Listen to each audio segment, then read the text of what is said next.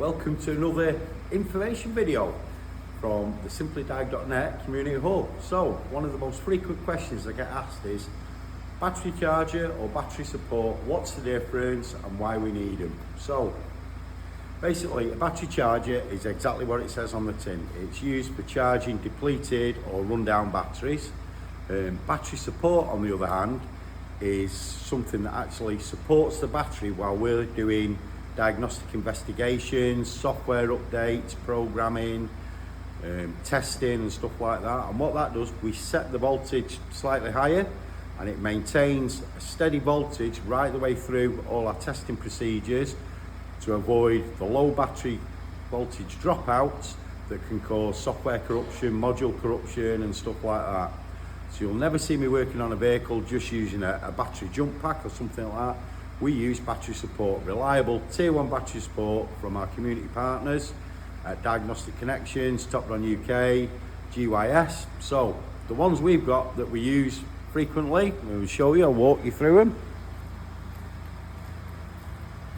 So we've got the Topon Tornado 90,000 there. So this is a 90 amp battery support unit and charger. It's by the door for a reason, so this thing is absolutely bulletproof. If I've got a car out here next to the Pickler Volvo, we're working on something outside, it's a non-runner or something like that, it doesn't mind getting wet, it doesn't overheat in the hot weather, it's fan cooled, really great, budget, professional. If you can have budget and professional and so it's a really good value battery support unit from Topon UK and our partners at Diagnostic Connections. The next one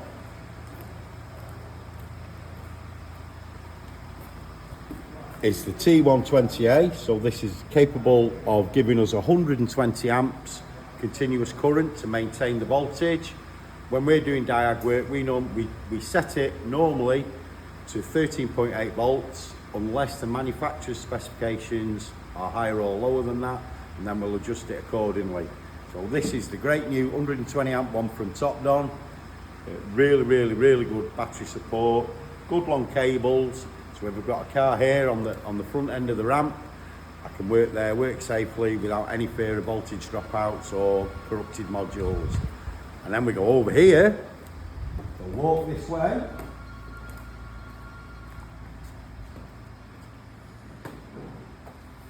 What we've got here, we've got the two Gys battery support units that we use. We've got the 100 amp one there. This is the Old Faithful. This has rocked and rolled with me for over 5 years, in and out the van when it was mobile.